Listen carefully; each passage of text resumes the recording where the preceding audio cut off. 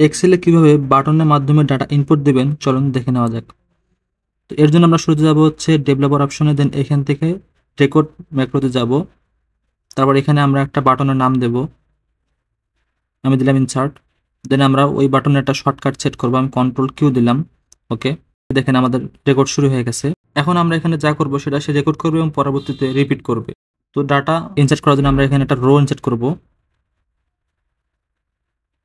Insert.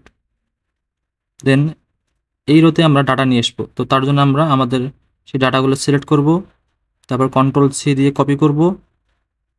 এরপর এখানে আমরা ঘরগুলো সিলেক্ট করে মাউসের রাইট বাটন ক্লিক করে এখান থেকে 4 নম্বর যে অপশনটা আছে এখানে আমরা ক্লিক করব।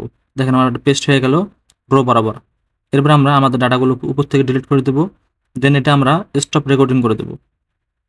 এখন আমরা এখান থেকে আমাদের একটা বাটন ক্রিয়েট করবো, তার জন্য আমরা এখানে এসে ক্লিক করে দেন এটা আমরা ড্র্যাগ করে দেবো আমরা যতটুকু এরিয়াতে বাটন চাই।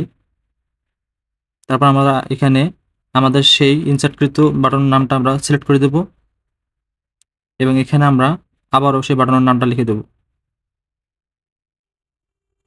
আমাদের বাটন ক্রিয়েট করা হয়ে গেল। এখন আমরা এখানে কিছু ডাটা লিখে নিই, যেগুলো আমরা এখানে ইনপুট করব।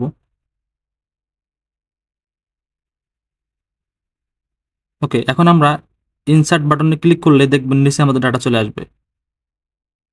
চলে আসলো। আমরা কিন্তু একটা বাটনের পাশাপাশি শর্টকাট কি সেট করেছিলাম।